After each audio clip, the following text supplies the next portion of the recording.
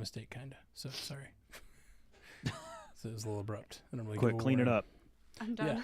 Yeah. Right. No more Clean it up. saying terrible things about everyone. Terrible things about Jay if I want to.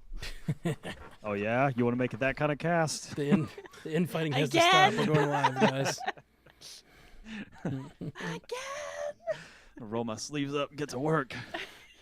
What properties? What properties can you insult this week? Just I lay am them on not me. as over medicated this week as I Lay was them last on me. week. Beowulf. It'll Get be like a outta here. lightning Woof. round. Oh, Beowulf. nice. All right. Crap. Boom. Shakalaka. Boom. Check it out. All right. I am. You guys ready? Welcome all you YouTubers. Just tell us when to do the Audacity thing. Get ready to hit record on. Well, I'm gonna hit record on the Zencaster real quick. Fix the video when it does the weird thing. Yeah, looks okay. And then let's record on Audacity. Hitting record. Okay. Boom. Hurrying. Check. Checkity check. All I'm not right, getting I'm anything. in. Great. Check in on the check. Gotta fix something.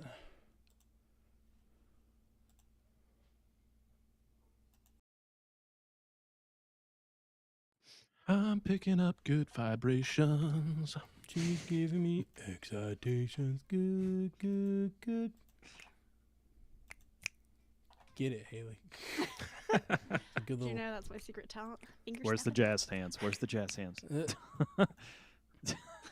Oh yeah, she's like. No, spread them out more. Spread them out more. No, I'm a snapper. I'm only a snapper. You're looking like Edward Scissorhands. It's more like this. No, that's the penguin, I guess. That's right. YouTube. Fuck. I hate when I get lotion in my eye. Gets the lotion in its eye. It does. It does. Scotty's on one today. I love it. I love it. Let's not waste this energy. Let's go. All right. Yeah, we just gotta coast I'm just pulling up right the off chat the. so I can see who's in there. To that T-shirt you're wearing, Jay. Yeah. What is? I mean, I don't know. It's just You know. really like there's something about the sun that's just. look how happy he is. Yeah. He's It's really saying West happy. Virginia is a happy state. Is it? Well, we're ranked is he so 50th in happy? all the bad stuff and first, or we're ranked 50th in all the good stuff and first in all the bad stuff. That doesn't sound too happy. I mean, they say ignorance is bliss. But So we're vibing. We're vibing we're over here. vibing. Like, Oh my god. We're vibing up in this holler. What is a hollow? A holler? Like a I'm gonna have hollow? to explain Appalachian lingo to you. Hollering hootenanny. A holler is like a back road, like where people would live, like kind of away. Like you drive out a back road. I where drove people Oh, live. is that a those holler? last year. Collar, Okay. a holler? Yeah. I thought it was like kind of like a ditch where you got like almost like two hills, like mounds like a and like a hollow. forest, Yeah. kind of like creating a little bit. Well, of but like it's an more amphitheater. used as like Yeah. a place where people live. It's- Like I you think- have like I a think, like- neighborhood that's spread out, that like houses are acres apart. Like kind of off the beaten path. I think We just call that the geographically, country. it's like a valley, basically. Like a holler is like a valley, kind of, like you said, Sure. kind of just guy, but it is used more like back at the holler, Yeah. or whatever. Like the homestead, Like- kind of. Like if somebody lives like you have to drive far to get to their house out back roads. It's like, oh, they live out in the holler. No, so I just said the sticks, the Yeah. boonies. Yeah. Yeah. It's sort of the boonies. Yeah. same thing. Yeah. Yeah. We were boonies people over here. Hey, you Out in the cut. guys. There's nobody there. What was worse, the Carolina Reaper or the lotion in your eye? That's honestly a good question. Carolina Reaper was definitely more intense. The fact that than- you have to think about it is wild to me. But the lotion in the eye just like persists for the entire hour we're recording. I'm like, I don't know. Get an eye patch. I did watch the Conan Hot Ones, and it was my it God. was an So good. all timer. It was Wow, so oh good. my gosh. that man. I need the interview. I'm perfectly fucking fine. Like, I was like, He's feral. give the people what they want. He like really did prove his whole ethos of just like, I will do anything for a laugh. Anything. I'm telling for you, a laugh. he's one of the funniest people on the entire planet. Yeah. We've Definitely- watched all of the travel show episodes, and it's entertaining. Yeah, it's good stuff, man. Werner Herzog introduces every episode, Yeah, he does. Oh, that's great. and we were like, we're never skipping this, even though it's the same thing every time. It's pretty great. It's the best. Do people know we're live? I'm only seeing 3 in the chat still. Yeah, I don't know. We've got Come, Yeah. people. that might be We're us. live. I don't know. We're talking about the holler. Yeah, we Well, I'm at least one of them. we Yeah. sent it out like Down in normal. the We did Just gonna for pull the up a first list time of like include the Appalachian thumbnail, lingo, which go I thought through would it. bring more people because it like has pictures and like be like, hey, look, this is what we're talking about. But so far, no folks have shown up. They'll come. Everybody liked it. Sharon So that's more Lesko people. said that she I did liked too. it. Oh, wait a minute. I always like it. Thank you, Haley. Yeah. You're, Setting standards over here. that's right. Okay. I guess liked we it, can get and started. I'm subscribed. Ooh, Oh. Scotty. Scotty's Oh. One up performing in over Haley. here. I might even comment on the video if I'm feeling froggy. Froggy? Did you say froggy? Yeah. That's awesome. TJ's here from the real holler. Hey, there's CJ. Okay. Oh, shit. We better start. Yep, I'm ready. Okay, everybody's I'm gonna recording. start dropping. I'm gonna start dropping all kinds of Appalachian lingo. Don't We don't stretch my start. lips. Everybody recording on your end. Yeah. Awesome. Yep. Here we go.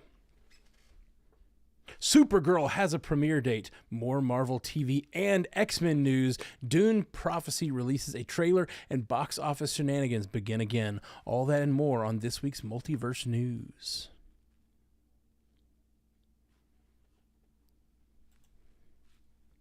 Welcome to Multiverse News, your source for information about all your favorite fictional universes. My name is Matthew Carroll, and with me on the panel today are all of our good friends, Haley Hobbs. What is happening, Haley Hobbs?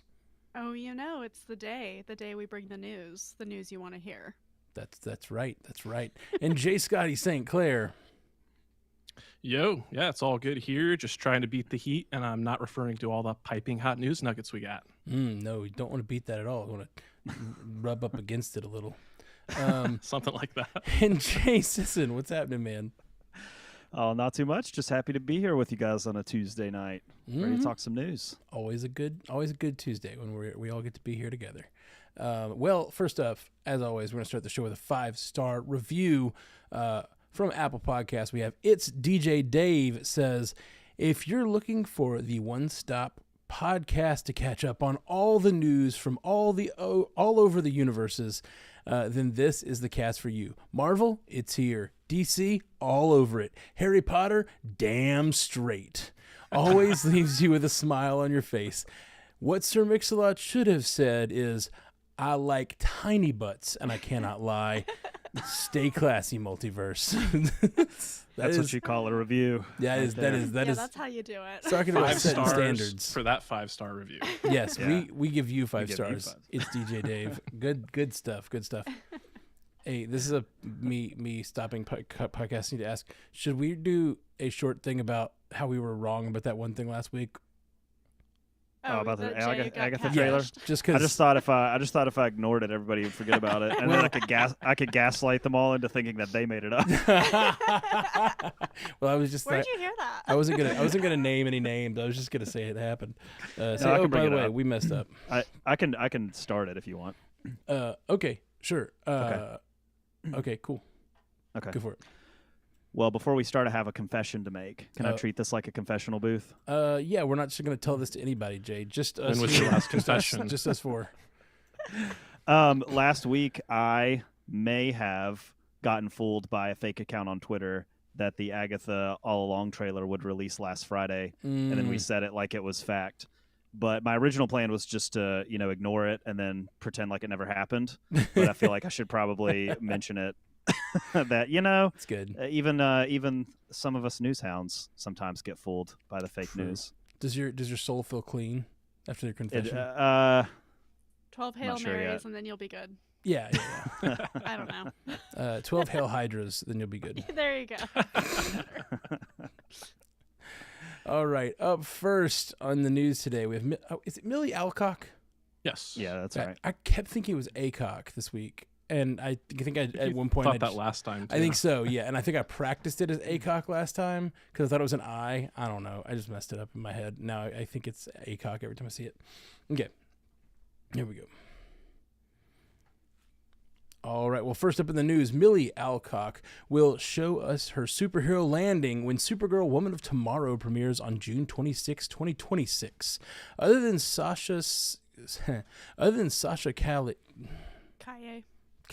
We Okay. added that in. Sorry. Right, yeah. Hey, why are you adding hard to say names in without telling me? We're trying to Keeping be you accurate, on unlike your Jay. feet. Okay. Sasha Kaye. That is not how you spell Kaye. I disapprove, Sasha. Hey, it's a Spanish thing. It's the two L's make a Y sound. Okay. Well, I'm not cultured. All right. It's not why. It's You better be doing your Griega. go do your Duolingo and come back. Kaye. Is it Sasha Kaye? Kaye. Sasha Kaye. Okay. Like tortilla, Like yippee not ki-yay? tortilla. Like Yippee Kaye. Like Sasha Kaye. Sasha Kaye, motherfucker. Yippee Kaye. That's 2 F-bombs from Jay. Welcome to the party, pal. No, the first one wasn't on the recording. It didn't happen. Oh man. Okay, here we go. Let's start over. Millie Alcock will show us her superhero landing when Supergirl Woman of Tomorrow premieres on June 26, 2026. Ooh, 6262 or 6226. That's a palindrome, people, right? Ooh, Palindrome. Yeah, it is. Ooh, good call. Other than Sasha Kaye's portrayal in The Flash, this means we'll see Superman's cousin Zara Zarel on the big screen for the first time since 1984. The film will be released just a year after we see James Gunn's vision for the Man of Steel himself. The film will be released just a year after we see James Gunn's vision for the Man of Steel himself. The citizens of Metropolis and beyond don't seem so far away now, do they? They certainly don't. Ever since we got the addition of Craig Gillespie, I've been even more excited for this property than I already was. And, thinking about the landscape of the DCU, I think, June 26, 2026 is a pretty solid release date. It'll be roughly about a year after we get our formal introduction to the DCU with Superman coming out July 11th, 2025. And then we'll have, Creature Commandos coming out sometime in late 2024. Peacemaker Season 2 sometime late 2025. So, yeah, I think this bodes well. Millie Alcock, Supergirl, will make her debut in Superman. Again, we're not really sure what kind of capacity she's going to show up. Some people are thinking it's going to be a lesser role. I don't think it'll be main character status, but I do think she'll have a significant role because she was such an important addition before filming went underway. But yeah, also, we got to consider Muschietti's Brave and the Bold. The mention of the Flash here in the last time we saw Supergirl. We haven't really talked a lot about, the Flash and the impact that it will have on the DCU. Obviously, they want a really clean break, but it still kind of surprises me that Muschietti's attached to this thing. But, that's neither here nor there. We're here to talk about Supergirl, and I love all of the talent attached to Supergirl, so I'm excited for it. Yeah, I think just zooming out on the DC studios as a whole, like past DCU, they've still got Joker 2 coming up as well, and the Batman Part 2 and the Penguin. So it's kind of interesting to think about this slate that's really shaping up. You have a whole universe launching with major characters, Superman, Batman, like the characters that you want to build the whole thing around, and that's interesting. But then you've also got these Elseworlds properties, which are big. Like the Joker movie made $1 billion. Joker 2 is going to do really well, you would expect. The Batman did great in theaters, and people are really interested in the Batman too. So I think like there's a lot of it's interesting. I think you could look at it in a negative way, and you could say, well, they're competing and they got all these, but I don't think you have to. I mean, I think that they're spread out enough, and I think most people who are fans of these things can sort of differentiate between what we're looking at. But I think it's just really interesting to see the slate shaping up here and starting to get its feet out from under it. I do think that leading off the universe with a Superman and then Supergirl does, like, on the surface kind of seem a little odd that you would have like two very similar characters kicking off with. But I think too, like, you can probably do enough to differentiate those two. You know, you can probably do enough to say, like, Superman is sort of this type of character and Supergirl is this very different type of character. And I think James Gunn probably can do that, especially with the comics that we've sort of heard from him that he's going to use as inspiration for these do seem to be like very different types of characters. So I think it's exciting. I mean, I think the road ahead for DC Studios, as we're starting to see the vision take shape, I think it's bright. Yeah, absolutely.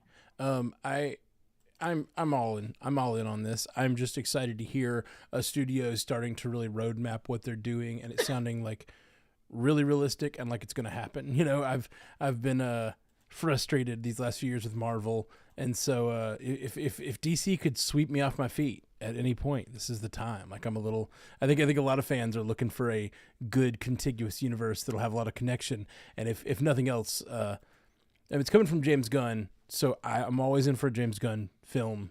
And then the fact that it's going to have strong connection right off the bat. You know, they're not even building up to the connection. They're just jumping in. Obviously, there are pitfalls to that too, but it's got me excited for DC in a way that I don't know that I have been for a long time. So pretty pumped. Definitely. So, not to shock and awe everybody, but I started watching House of the Dragon this weekend. What? And I know. The glass actually just burst in my house.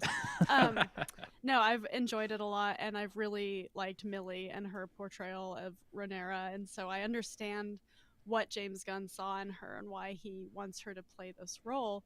And as much as people are focusing on James Gunn and all of this I'm really excited about the women he's casting in his projects, because they're all actresses that I like to watch and that I admire. And I think that we're going to see hopefully a more strong female push in his DCU, where it always gets left in the dust for the most part. It seems like if you look back on DC, it's not to knock the films or anything, it's just an observation that this is how it's been.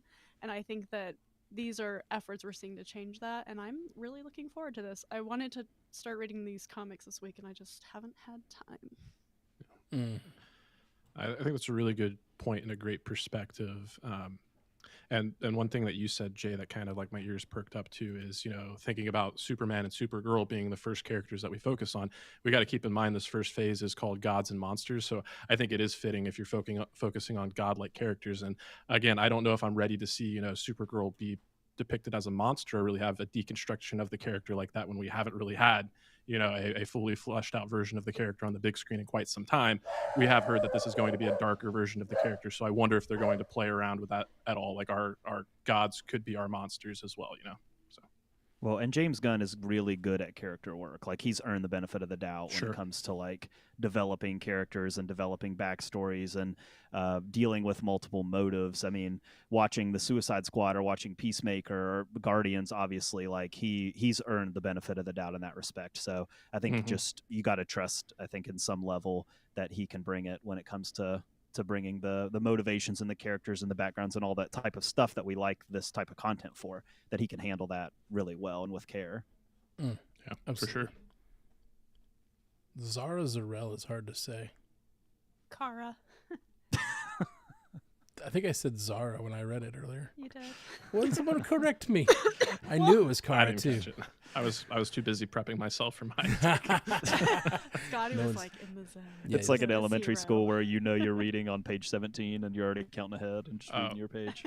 Sorry, I know we've gone off track a lot, but I used to, the teachers would never call on me to read because they knew I wanted to read, so I would pretend to not be paying attention. I knew exactly where we were, and they would I knew that they were going to try and catch me off guard, so I was like, oh, you think I'm off here in La La Land, but I know exactly where they are, so they call on me, and I'm like, boom, don't miss a beat.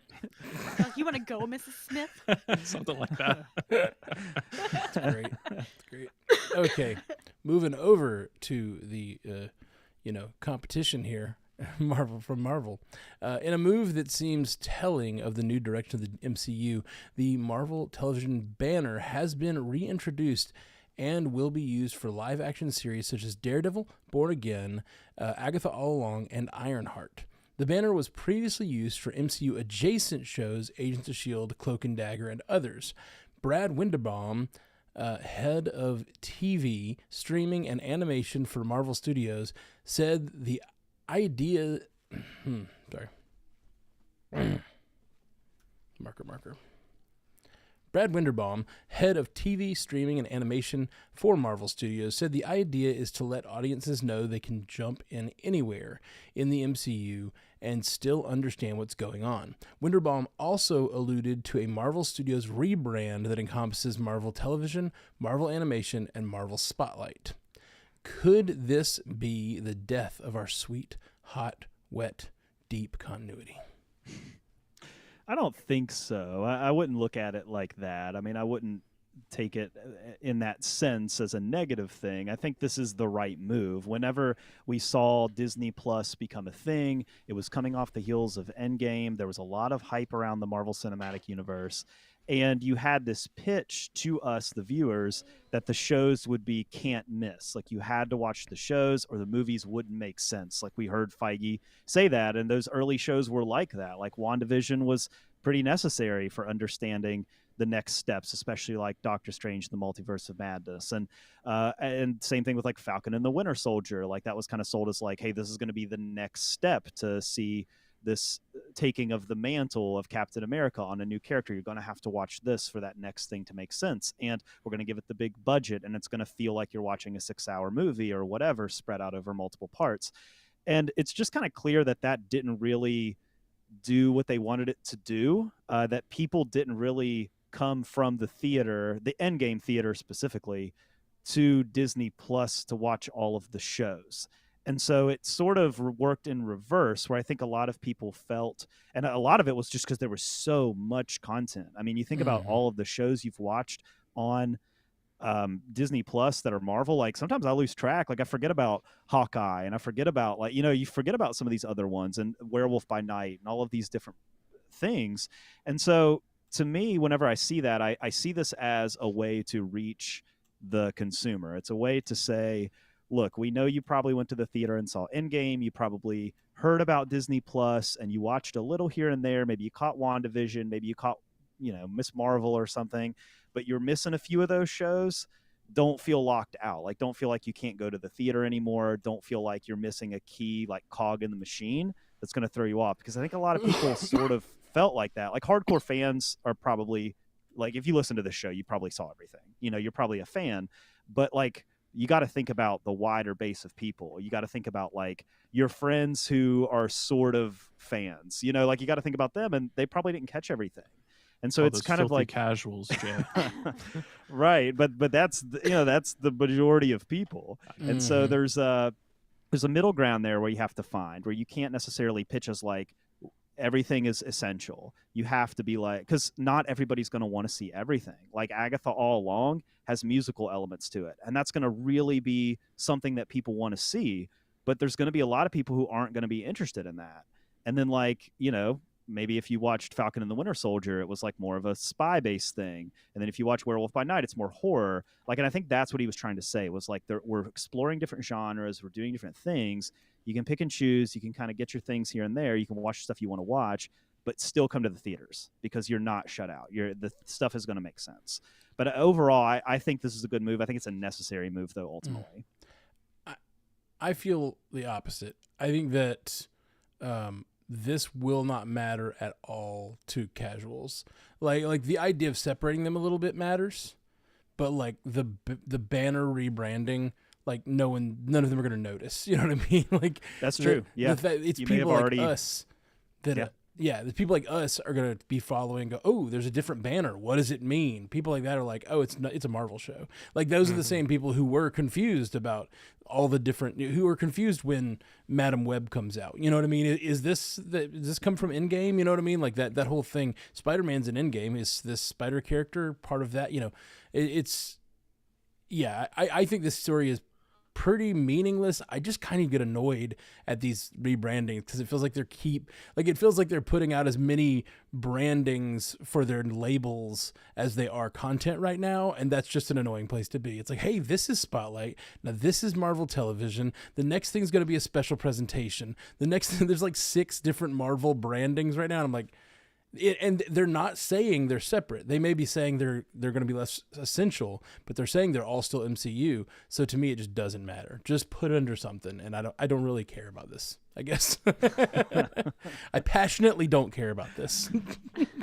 Well, and the damage, so to speak, well, the damage, so to speak, might already be done. I mean, you might already have audiences that have already been like, well, I mean, I kind of saw Endgame and then I was done, you know, right? Or whatever. Like, there's a 40 hours of content out there I don't have time for or whatever since Endgame or something. In the article, it said like there will still be connection to the universe. Like, it's not disconnecting these properties. It's not saying they're a different universe. It's for just sure. giving them a label, which to me doesn't matter. I mean, the level of connectivity matters and how they connect matters. So we'll just see. Like, all I care about is how the properties come out. I don't care about the branding at all. But see, that feels contradictory to me. To say that they will connect, but that you don't have to watch everything, is kind of a contradictory statement. This feels to me like, I mean, Marvel came out with Disney Plus right before the pandemic. We've beat that horse so dead. But now it feels like they're swinging really far the other way, and they're overreacting. They didn't know what they didn't know when they launched everything on Disney Plus, and they were coming off of the Endgame hype. I mean, it was a natural thing for them to do, I think, what they did with Disney Plus. It was a natural progression to them for the next phase of the MCU, but it backfired. So now I just feel like this is an overcorrection, and it's kind of like you said, not everybody's going to pay that close attention to it. Like, my friends who like Marvel stuff, but they just don't have time to watch everything. So why does it matter then if it is or isn't connected, I guess? Yeah. Well, saying it's not connected or saying it's not in the same universe versus saying it's essential is very different things. I mean, this works in comic books too. Like, you'll have a small character story who doesn't affect the big event, or maybe they drop into the big event, but there's a little text box that tells you everything you need to know about that character. You know what I mean? Like, that's that comic book thing that's always been the way. And what annoys people in comics is when they make the crossovers, they make every part of the crossovers so essential that everyone gets lost in the shuffle. That was the big thing in like the 90s with the big crossover elements in comics. They were like, oh, now I have to read 15 books to understand what's going on, you know, instead of just having the big event be the big event book. And I think that's the model they should follow for this. If they want to keep their fan base around, they need to make the movies the big events and make the shows things that flesh out the world. Daredevil's connected to the MCU. They talk about Thor. They talk about the events. The whole events of Daredevil are spun out of the Battle of New York. But like, you don't need to see Daredevil to understand the next Avengers movie. You know. Even to understand him popping into Spider-Man, you're like, oh, hey, that's Daredevil from comics. You could have never seen the Daredevil show, and just kind of like, that lawyer who caught the brick, I'm interested in him, you know? There's ways to do it. Does all that exist without the beginning? I'm kind of ambivalent about it as well. I'm just kind of finding it to be a very interesting choice on their part, and we've talked about this as they've dropped these different kind of brandings. It's like, would you be this way if your whole other 23 films weren't built on all this connectivity? Like, I don't know. It's just, it's a 180 kind of from what they said the MCU was supposed to be. And it's okay to change things because it's been so many years. Yeah. I definitely think there's a lot of changes happening. I just don't think this branding means that necessarily. I think it does mean they're not wanting to dilute the Marvel Studios brand because they want, you know, I think of Netflix and like in like whatever 2016, everything that had Netflix branding at the beginning, that Dune, I was like, this is going to be a great show. And now it's on every crappy reality show, and I think the Netflix brand is shot. You know what I mean? Like, don't talk about Love is Blind like That's that. That's exactly what I'm talking about. Thank you, Jay. I almost said it, but I didn't want to offend anybody. But Jay's offend me. Jay's ready to offend. Yeah. Anyway. Yeah, I agree with everything that's been brought up. I am of two minds of it, on it rather. My mind did kind of immediately go to the whole comic books of it all. I am reminded of, very similar times, right before an event like Secret Wars, you've got all these various universes that have people confused and they're not sure about which character to follow. And then you have this event to kind of mash them all together. So this does kind of feel like, a similar paradigm shift for the Marvel Cinematic Universe as it's, continued to expand and grow and become more and more like the comic books. But I'm not overly concerned about the impact that it's going to have on the continuity or my ability to enjoy that continuity. And Jay, I do kind of look at the silver lining there. I am more excited for, more diverse content that caters to a specific audience. Like if we can get more horror content, more violent stuff, like that was kind of my hope for the spotlight. So that's the one particular banner that I think runs the risk of getting a little murky. Like we just got this one and now it's all being lumped under Marvel TV. It probably should have just been Marvel TV from the beginning, kind of like I think Matt, you said there. But this is not a first for Marvel. They've actually been trying to do stuff like this for a really long time. I think back in 2008 when Iron Man had already come out. Right around 2009, we got that Punisher Warzone movie, and that came out under the Marvel Knights banner. So that was supposed to be the first of like movies that were more adult oriented, more violent, and that was the first and only of those films. So I think I kind of agree with you, Matt. In the great scheme of things, this is not going to amount to much. Yeah. I mean, I think you can have your cake and eat it too, though. Like, I mean, you can, because if you make a Moon Knight show, you probably want that character. I mean, he's played by Oscar Isaac. Like, you probably want him to show up in a movie at some point. So, like, you can't run from that necessarily. You want to connect it to the wider universe.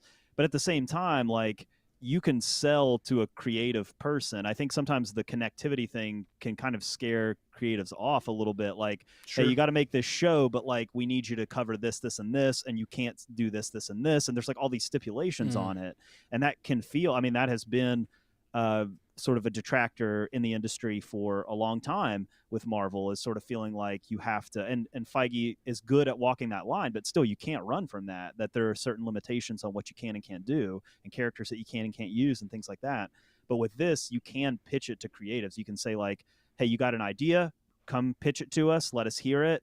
You don't really have to connect it to anything if you don't want to. Just sort of stay away from this and this, and you've got this like wider pasture that you can play with. And I think you'll see a lot more people maybe get to cut their teeth on some of these shows and talent behind the camera more than in front of the camera, in terms of like getting to experiment a little bit more than what we're used to with Marvel. And I think if that is the route that you can kind of take with this, like that's an exciting thing to kind of get this idea of like, even somebody, I mean, even like, hey, I got this idea for this like super obscure, hilarious character. I want to make a show about it. Under this, like theoretically, it doesn't have to be universe altering. You can do that as a one-off, and it can be what it is, and a couple little connections here and there, and we can do it. So I think in some respect that is a positive spin on the whole thing, or a positive way of looking at it, I guess. Yeah, wholeheartedly agree. But if Moon Knight does not make some sort of transition to the films, Feige's got some splaining to do, because he said that. Yeah, I want that bad. All right. HBO's streaming service Max released a teaser trailer for the upcoming Dune television spinoff, Dune Prophecy. The show is described as taking place 10,000 years before the events that lead to Paul Atreides' rise to Emperor, and will follow two Harkonnen sisters as they work to establish the Bene Gesserit. Inspired by the book Sisterhood of Dune, the show has mostly been kept under wraps until now. Can any of us stand up to the power of the Bene Gesserit? Probably not.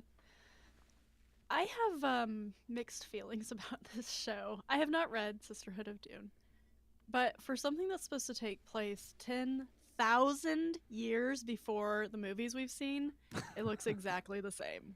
And it bothered me. The whole trailer was like, wait, wouldn't things have changed rather drastically in 10,000 years? Like, the costuming looks the same, the sets look the same, the aesthetic of the show looks like 10,000 years later. And I just find that to be a really odd creative choice. Like, if you have this time frame, wouldn't you want to do something different? And maybe it's a cost issue, and maybe it'll be explained, but it's the only thing that I can keep thinking about after seeing this trailer, because it bothered me a lot.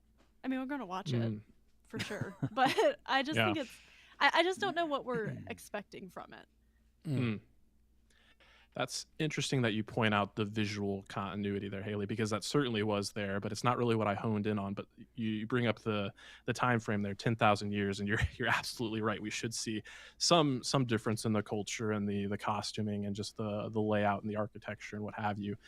So that's a good point. And I had somewhere along the line, I had forgotten Mark Strong was going to appear in this thing. So it was kind of great to see him in the military garb. It did remind me of, Patrick Stewart as Gurney Halleck in the 1984 film just a little bit, which is not a bad thing. It was kind of nice to have that visual reminder there as well. But I'm thinking about the time frame as well. And I'm a Dune fan, but I am by no means a Dune expert, so I'd have to go back and kind of do my research. But if I'm not mistaken, without getting into spoilers too much, that time frame, one of the aspects that the Denis Villeneuve films have not really delved into is this is a world where there are no thinking machines. There's no AI, no artificial intelligence or anything like that. So there was an event in the universe called the Butlerian Jihad. I know in the books that was explored a lot by Brian Herbert and Kevin J. Anderson rather than Frank Herbert himself. So, fans kind of, they're on the fence. Some people are purist and only take, Frank's works, but some people will incorporate Brian's as well. But I think as this universe expands, we will probably see more and more of that supplemental material incorporated. But thinking again about the visual continuity, I look at the logo and I think they went to some lengths to be evocative of the film logo, but also be distinctly different. So I'm wondering what they're trying to broadcast there. Are they trying to say this can be a part of the films if you want it to be, but it doesn't have to be? I don't know. That's just kind of where my mind went. It felt like, they kind of want to have their cake and eat it too, but maybe that's just me. Yeah, I mean, I wonder about Dune as a franchise. It obviously as a film franchise is what it is. It's huge, obviously, but I think a big part of that is the fact that it's has this scale, and people go to see it in the theater because of the scale. And I sort of wonder about how that will translate to Max. I think people who are obviously fans of the thing will follow over to Max, but at the same time, are people that are going for the spectacle on the screen and the experience of it all, which a lot of people went and saw Dune for the experience of it all and the IMAX and all that type of stuff. Are they going to make that jump for a 10,000 year prequel over to Max, and I don't have an answer to that.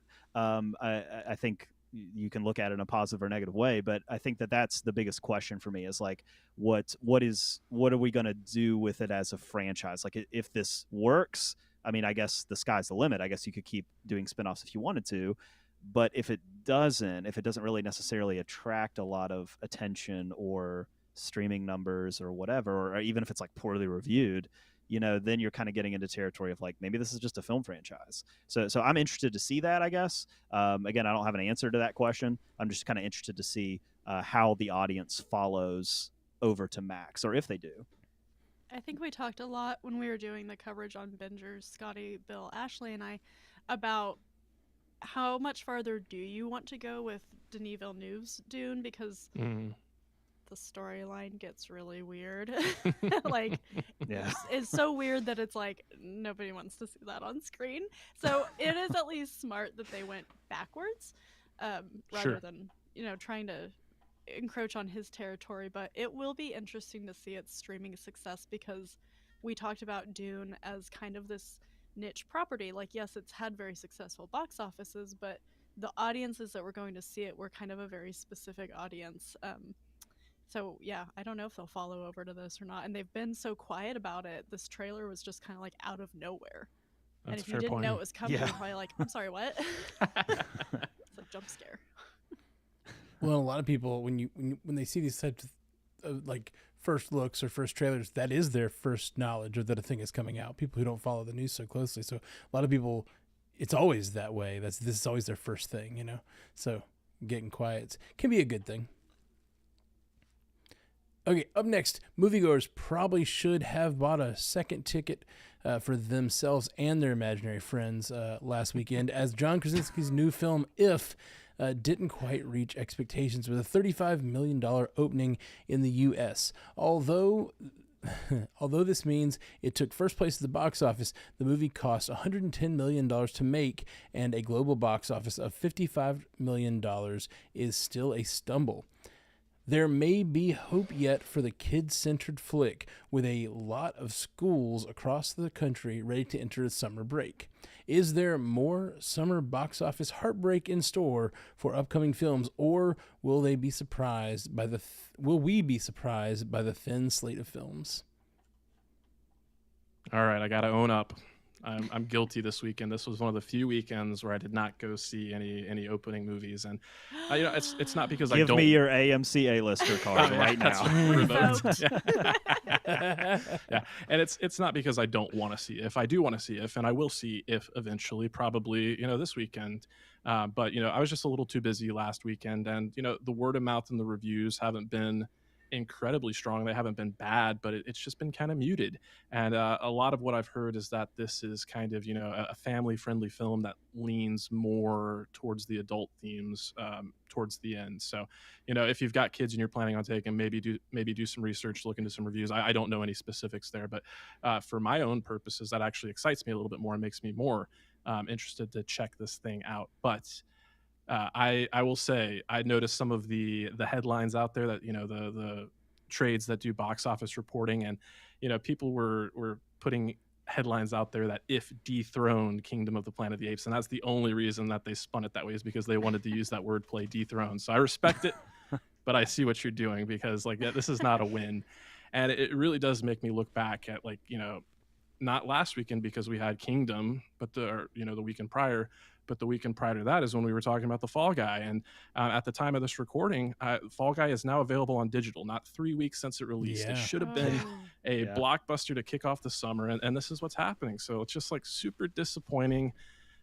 This is not the way to, tell Hollywood, or I guess it is the way to tell Hollywood. People are constantly complaining about, a lack of new IP, and, maybe that's not the case with the Fall Guy per se, but If certainly is fresh property, not based on anything. Yeah, it's got some similarities to Foster's Home for Imaginary Kids, but yeah, you got to speak with your wallets, people. So get out there, check out some movies. We continue to see the effects of the strikes, I think, and is definitely contributing to why there are so few blockbusters this summer, I think. And if you look at what's coming out next, it's the Garfield movie, which I have no idea what the level of hype for that is. I kind of feel like it's going to fall on its face. Every trailer I see of it, I'm like, what is this? What are we doing here? And then the Furiosa movie coming out, I think will probably do really well. Because they've been just marketing the ever-loving stuff out of it. So I think we can definitely attribute a lot of this to the strikes, because a lot of these movies I'm just like, these just aren't my thing. Fair enough. Yeah, the box office is just in a weird place, and Scotty, I think you nailed it. It's not, it's we're constantly surprised at what's doing well and what's not. We're always thinking well, this movie's probably not going to catch on, and then it becomes an event and people want to see it, and all of a sudden it does high numbers. But then we talk about a film well, this one seems exciting, it seems like a new thing, or it seems like a continuation of a franchise which people have traditionally loved, and they're not really meeting expectations. And so it's we're in a weird place. And I think it's the strike. It's also how much our habits really changed around the theater over the last 4 or 5 years. A lot of it has to do with streaming too. I mean, I know I'm thinking about a movie like Elemental, which we talked about a lot last year. It was a Pixar movie. It came out, had a bad opening weekend, and people talked about, well, this is the death of Pixar or whatever. But then it kind of had some solid weekends, because families don't really go on opening weekend to pack the theater. They kind of see it when they can see it. People are getting out of school. They're looking for something to do on the weekends. It's getting hot outside, all that type of stuff, right? And you just start to see the steady piling up of money. And then it hit Disney Plus, and it became the most viewed thing on Disney Plus. So people were watching it. There was interest. It just, there wasn't the level of interest in the theater that there has traditionally been. And a lot of that, I think, can be attributed to streaming. I mean, you think about a movie if I want to take my family and I have 2 or 3 kids, it's a lot of money. You're talking about $8 or $9 a ticket. You're talking about food. You're talking about the snacks, the drinks, all that stuff. It's $50-$60 to go to take a family to the theater. A lot of families are just willing to say, I'll wait it out. I'll wait till it comes on some type of streaming thing. I might not even know which one it comes on, but I'll find it when it gets there. So it's we're in a weird place right now, especially with the kids movie. It's just a really interesting area you kind of have to nail. It's not necessarily a sure thing like the Super Mario Brothers movie was. Yeah, I just think this movie didn't excite me personally. Like I saw the trailers and I was like, hey, that seems like a pretty good idea, but like the trailer didn't entertain me, and I just wasn't really that interested. You mentioned John Krasinski, or like this is written by John Krasinski, right? And directed. And directed, and you said it was very similar to a book. Is that right?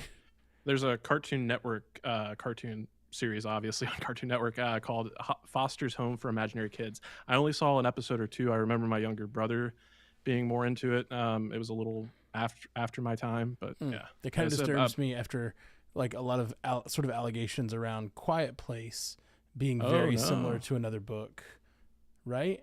Am I? I do remember hearing some buzz about that. But I don't remember there was specifics. there was a book very similar with this monsters had the same ability and sort of. I think it may have even had like some similar family dynamics and stuff in the book. I'd have to delve into it more. Those kind of allegations get tossed around a lot, and sometimes they're true. But like, yeah, just that worries me about. And I also there's when I saw a breakdown once of his Some Good News that he came out with. You remember that? Oh yeah, I remember that. Yeah, there was like pandemic. Yeah. I follow a show called Some More News, and they used to do a segment called Some Good News, and then John Krasinski came out with Some Good News, and then after like 10 weeks sold it for $1 billion or whatever, and he came on. It was just like super mad. So the guy who does Some More News about like, yeah, John Krasinski did our segment. Like we did this exact segment. And then he started pointing out that like also these other 15 people do the same show on YouTube, and he literally like kind of patented the idea of good news and sold it for $1 billion. And I was like, okay, yeah, that's sort of skeezy a little bit, but like it's entertainment, and like ideas kind of fluctuate and bounce around the sphere. I just worry if like a lot of his ideas are too reminiscent of other things. I don't know enough about the one that you're saying If might be like similar to. Sounds like it could be a big tuna in a little pond. All right. Next up, hot off the heels of an incredibly well-received first season of X-Men 97, Marvel Studios seems to have found the voice for their live-action X-Men in screenwriter Michael Leslie. Leslie's writing credits include Assassin's Creed, The Hunger Games, A Ballad of Songbirds and Snakes, as well as the upcoming Now You See Me 3. While both parties are still in talks, if the addition pans out, it will be the most significant step to actualizing the X-Men in the MCU since Disney's acquisition of Fox in 2019. Considering the timing of the talks and the credits to his name, is Michael Leslie a name we expect to remember? Remember it. If he's going to pin X-Men, then I hope so, because I hope it's really good. Marvel is all in on X-Men right now. They are just really going hard with these properties. X-Men 97, super popular, super well done. I've talked already about the relaunch of the comics that they're doing. And yes, they relaunch comics all the time, but they're going really hard with X-Men, with big name writers at Marvel Comics, and then these limited series too. And so I think that this is the next iteration for the MCU as well. 2019 simultaneously feels not that long ago and extremely long ago somehow, but I know when it happened, the acquisition happened, I was like, we'll see the X-Men in about 10 years in the MCU.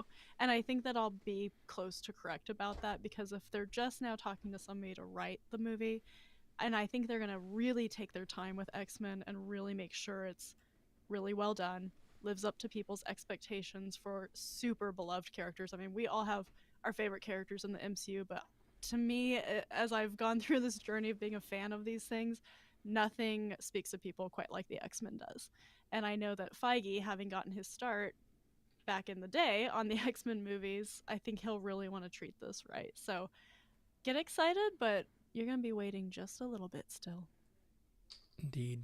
But I think that if he's pinning the X-Men movie, though, one thing that Feige mentioned, and plans have definitely changed since then, but in 3 years ago at some event, Feige was talking about how it's going to be a while before we see the X-Men, but you're going to be seeing mutants sooner than you think.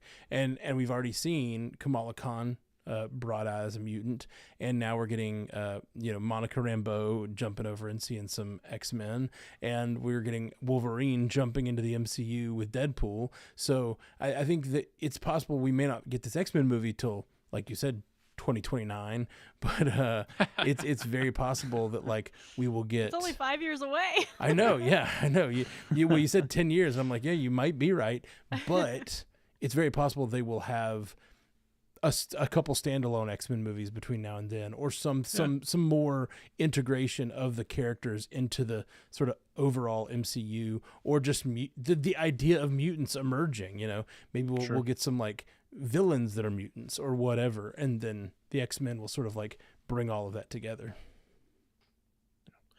My first and most immediate question, and I know it's not the right question, but it's what the hell did Beau DeMaio do?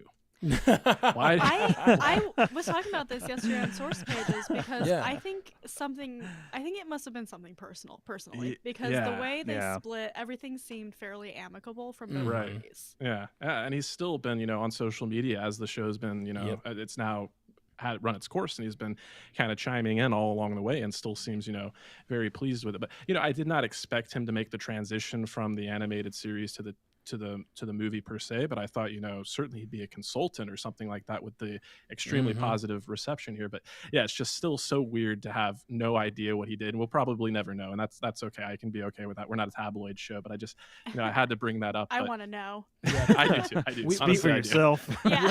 We talked about it yesterday on MCU because someone wrote in some feedback about it, so I did a little bit of research on their feedback, and it's all rumor. It's all speculation. Yeah, nothing was there's ever confirmed by anybody. There's been like a leak through an insider on a podcast, like that Jeff Snyder person said that someone within the production said he was a nightmare to work with. Sure.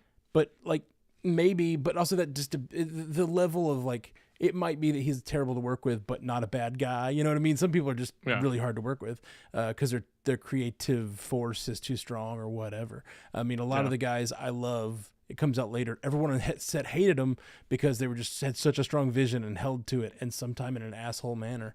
But then another one that is going around the internet, and this is apparently true, but not confirmed that this is the reason, is he apparently has an OnlyFans. Oh. But Okay. it was like a non-whatever. That's the thing. It's not a sexual Disney. OnlyFans. Yeah. Yeah, Disney. But still, that thing. A Disney-fied OnlyFans. Yeah, it's a Disney-fied OnlyFans. But apparently, it's an OnlyFans that just you can have an OnlyFans for anything, just like you can have a Patreon. Like it's just a payment platform, but it has a certain reputation. And it came out that he had an OnlyFans for his art, like for his stuff that he was producing. That was it.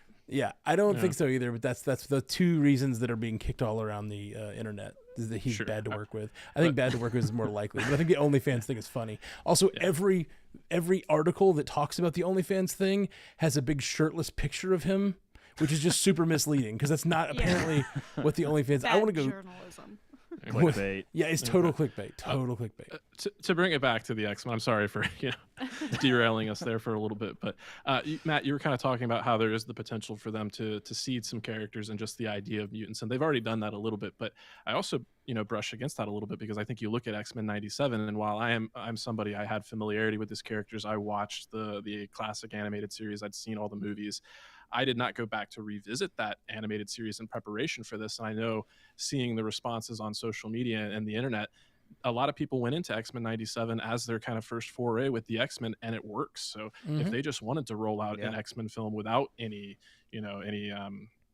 prerequisite viewing or baggage, they totally could, because it works. This show shows that you can do it. You can balance and give attention to all of these characters and do it well. 1000%. I mean, that's the 2000s X-Men movie. They did it in 2000, and it worked well enough. You know, like it's not great, but for its time, it was one of the best movies.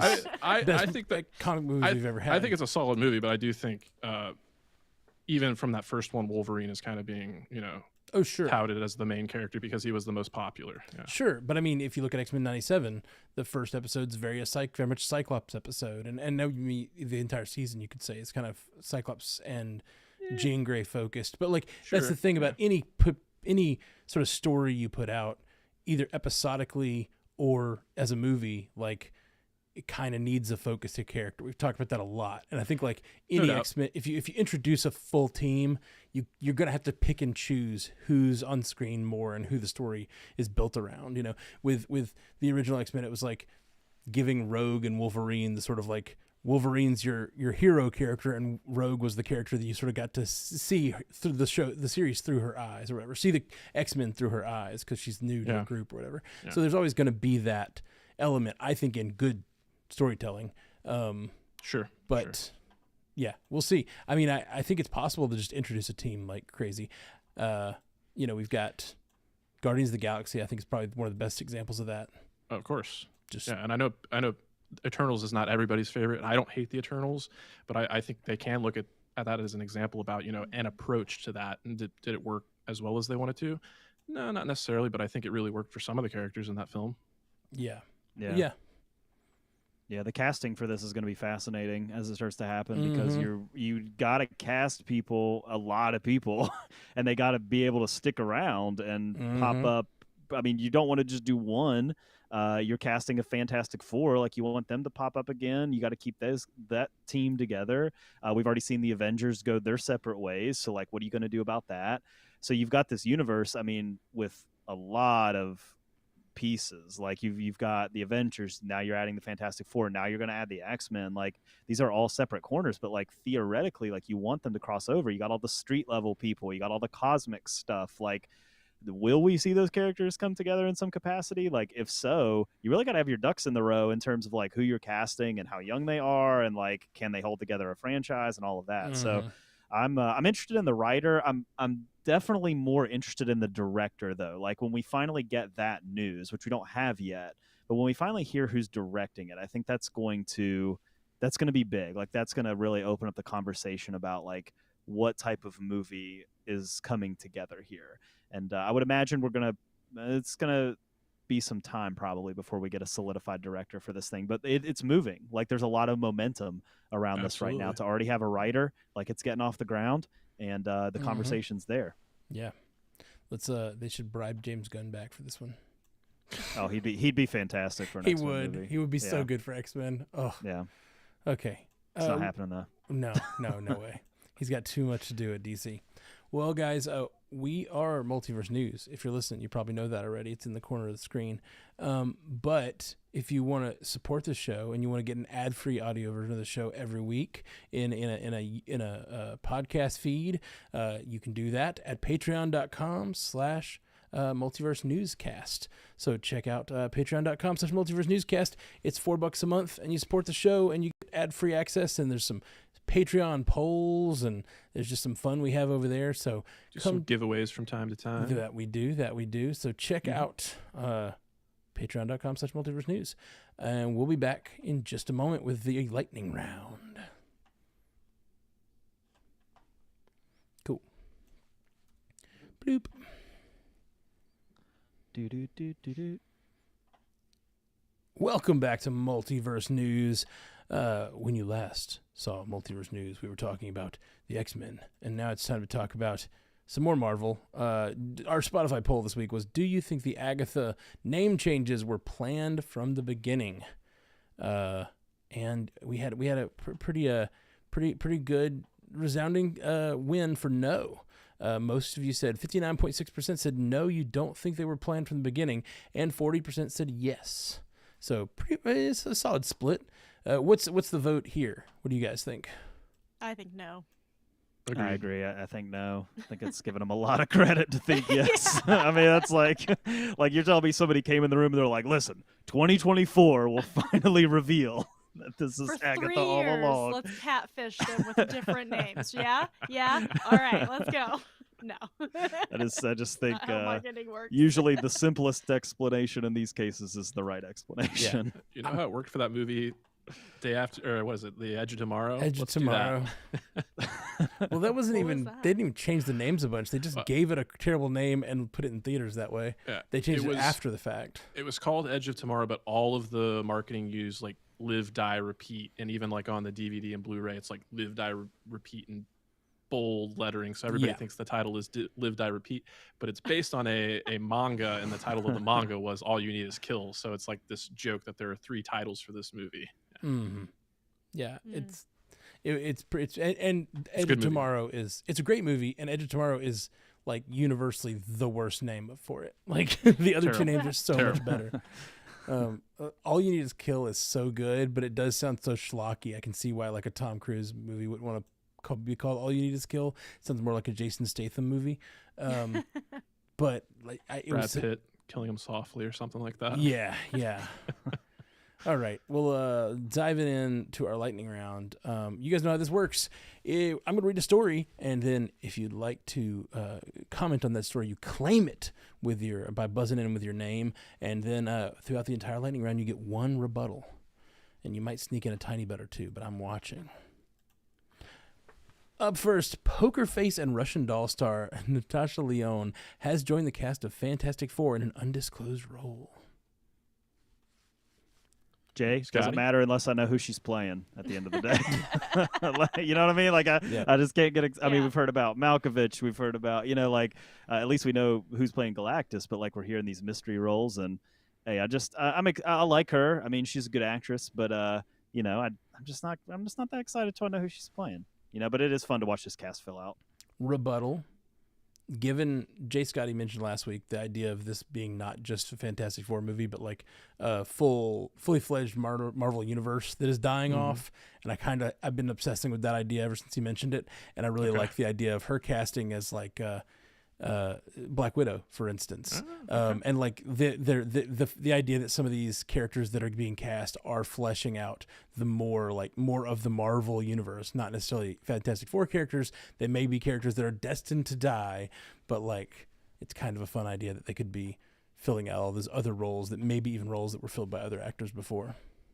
All right, tiny butt. So I know she's known for her distinct raspy voice. So again, just going to throw it out there, Herbie. But immediately I go towards Alicia Masters. That was just like the first name that popped up to me. That's Ben Grimm's blind girlfriend in the comics. And again, if they're going to go for a more faithful version of the comic book character in this outing, I think she's a great character actor to choose. If she's going to lean into the more zany and otherworldly aspects of this character, she's a great pick. But that's just pure speculation. Fun. And she's really good at like... So let's think of Russian Doll, and like in that where she like dies over and over. I was just thinking of her really good at playing a death scene. So like if she's part of the world exploding while Ben Grimm is being pulled into another universe, I could definitely see her playing that.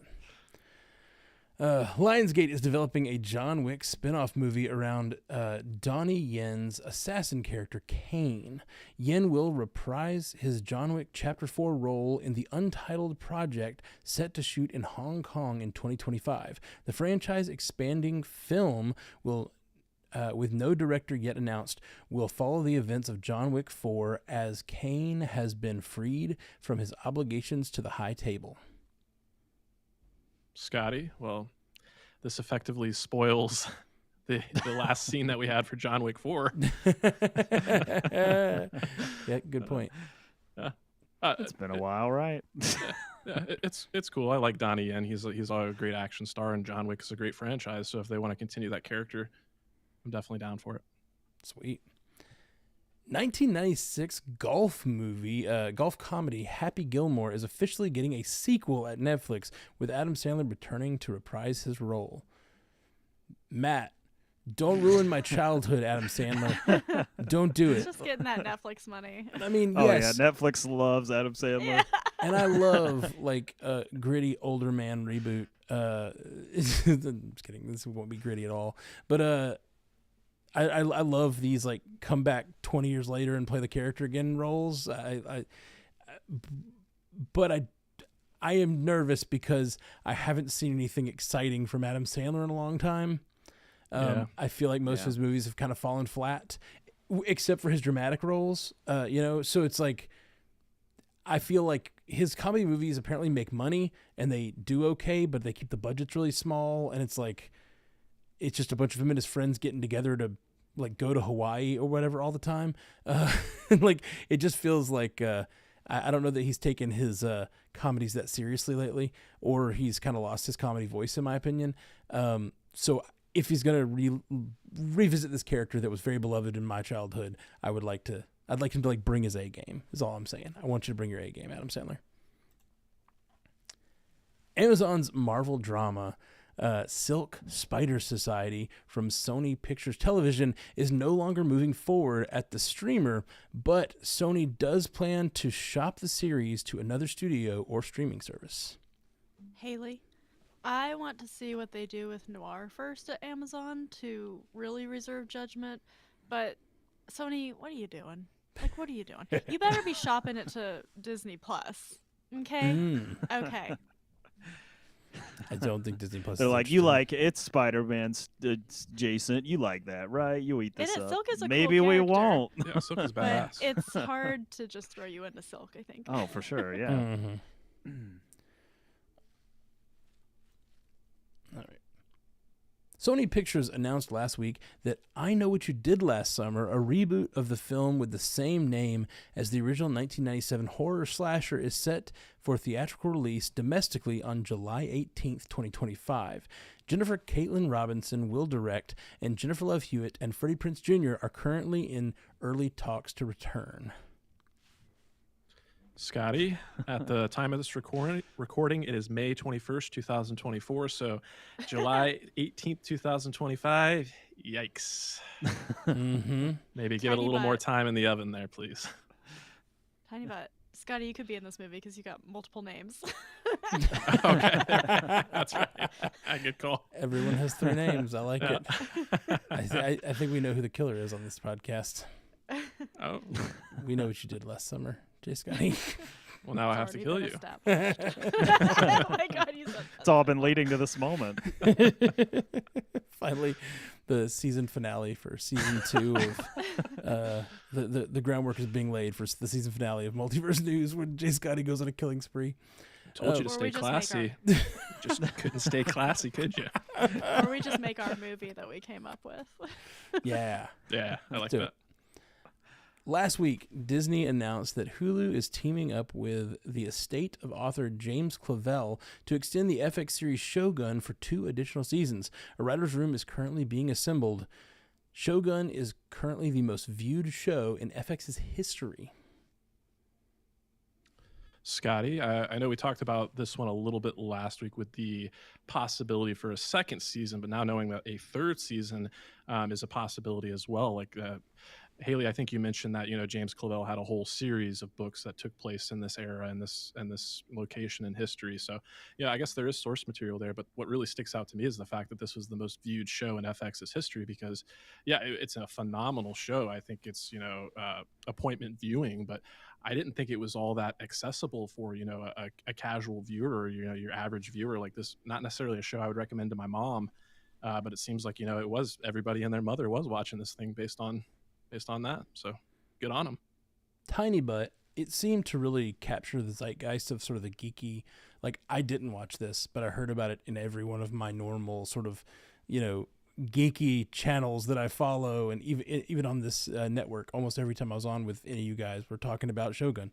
Like Shogun was really popular among that sort of zeitgeist, and like, there wasn't much else on at the moment to sort of compete with it. So I think Shogun got not to like take anything away from how good the show is, but I think like there was more motivation for people to overcome some of the barriers of it being maybe less accessible because there's just not anything else that was appointment TV going on at that moment. And I think it kind of grabbed some of those viewers up. I think it filled in a Game of Thrones type role for a lot of people because it's very similar tone-wise, but I stand by my statement last week that I'm just not sure it'll continue to hold up. I think weekly release helped it a little bit too. Like if you drop it all at once, I don't know if it gets the level of hype that it had because the 100%. episodes are so long and like heavy and there's so much going on. It'd be a hard all at once binge. So I think they really played it really well. It was just like steadily building. I mean, the viewership increased every week. Like people were jumping on. So it really hit at the right time. Yeah. Edgar Wright is currently in talks to direct Barbarella for Sony. The original 1968 Barbarella film starred Jane Fonda and has since achieved cult classic status. Sydney Sweeney will star. Really? Come on, Ailey. Come on. I'm sorry. Sydney Sweeney is not a good actress. I'm just saying it. I just haven't seen her be good. I know everybody says she was great in Euphoria, and that's great, but I think that might be the extent of her range. And I don't like it. She looks the part. I'll give you that. Edgar Wright must have really loved Anyone But You because he's doing The Running Man with Glenn Powell, and now he's doing Barbarella with Sydney Sweeney. That's a good call. Glenn Scooped Powell's them both the only up. good thing about that movie. Have anybody else watched it? Anyone But You? Yeah, I saw it. Yeah, it was pretty throwaway, but I had fun with it, I guess. It was bad. You're wrong, D. Scotty. It was bad. My opinion is that it was bad. It wasn't great. I mean, like I said, it was pretty throwaway, but there were some laughs in there. Yeah. From Glenn Powell. Gata had some, but I like Dave a lot anyway. So. Who? Gata was his friend with the dreads that was at the wedding. Yeah. All right, the documentary Super/Man, the Christopher Reeve story, which DC Studios has said so many Sony stories in a row. I just started saying Sony out of habit. Which DC starts Studios, with an S. It's Sony. Yeah, exactly. Which DC Studios, HBO Documentary Films, and CNN Films acquired out of the Sundance Film Festival this year will get a special theatrical release on September 21st, 2024. Jay, there was a lot of buzz coming out of Sundance around this documentary, and that was the next question was like, how are we going to be able to watch it? Because people were really interested in seeing it after people came out and said like that it was very powerful and it told a very powerful story about Christopher Reeve and the character and how like this thing has defined our culture in some ways and things like that. Like that it was very well made, and man, like people jumped on it, like studios jumped on it to try to get a chance to be able to scoop it up and stream it. So for it to get a theatrical release is pretty cool. I would imagine that you'll see it on probably Max by the end of the year. But I think it'll be a cool documentary to catch in the theater for people who are interested in theater viewing. Absolutely. Universal and Blumhouse have announced a handful of release date changes for their upcoming film schedule. Five Nights at Freddy's 2, FNAF 2 has received an official theatrical release date of December 5th, 2025. Megan 2.0 has shifted back a month from May 16th to June 27th of 2025, and The Black Phone 2, which was set to open on June 27th, 2025, will now go out months later on October 17th, 2025. Scotty. All right. Yeah. It seems like horror has successfully made the transition to being a year-round commodity. So, yeah, they had to shift to make some room for each other. It's good stuff. Longtime X-Man Simon Kinberg. Sorry. He wishes. Longtime X-Men producer Simon Kinberg is in talks to produce a new Star Trek feature for Paramount Pictures. This is the prequel film currently with Toby Haynes attached to direct. If all goes well, sources tell The Hollywood Reporter that Paramount is prepared to sign Kinberg to produce the future of the film side of Star Trek. Matt, I don't know how I feel about this. I feel like the fact that he was successfully made a bunch of movies happen as a producer makes me happy. And I think that would be nice to see in the Star Trek universe, because for a while it's been like, this movie's coming, maybe soon, and actors are like, yeah, I'm attached, but I don't know when it's coming, and like nobody knows when these movies are coming. So it would be nice for them to actually like somehow get a production schedule together and make some Star Trek movies. The Jim Henson Company is making Grendel, a live-action monster movie of the classic epic poem Beowulf.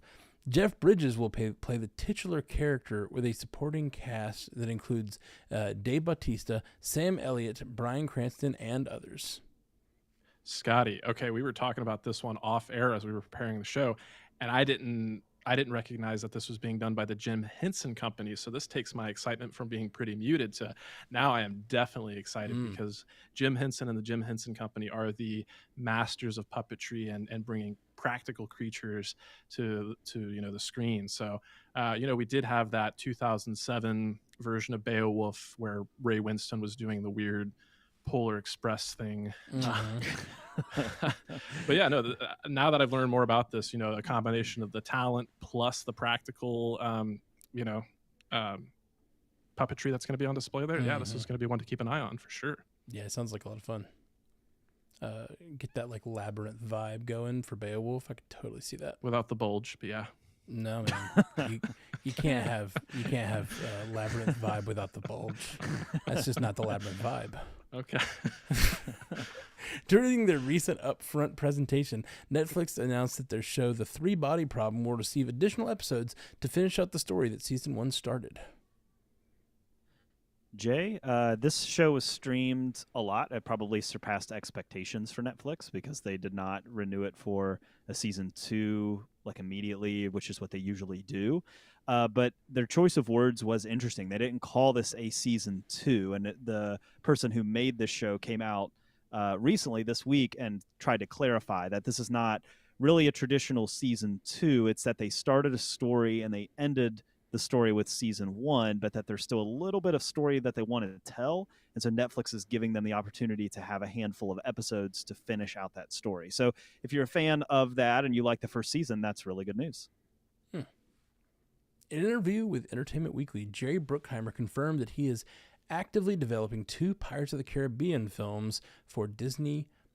One is a reboot film with Jeff Nathanson writing the script, and another is being written by Birds of Prey writer Christina Hodson and will star Margot Robbie.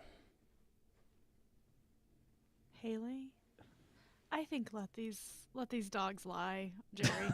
I just don't think there's excitement for the Pirates franchise right now, and he wants Johnny Depp back, but of course that's all contingent on 100,000 other different things, and so I don't know. It just feels like he keeps trying to make fetch happen, and maybe it's not going to happen. Blasphemy, Haley. You can't let an IP die. You have to keep them going. It lives on at Disney World, doesn't it? Pirates of the Caribbean, Sleeping Dogs Don't Lie. That's the next title right there. That's a pretty good title.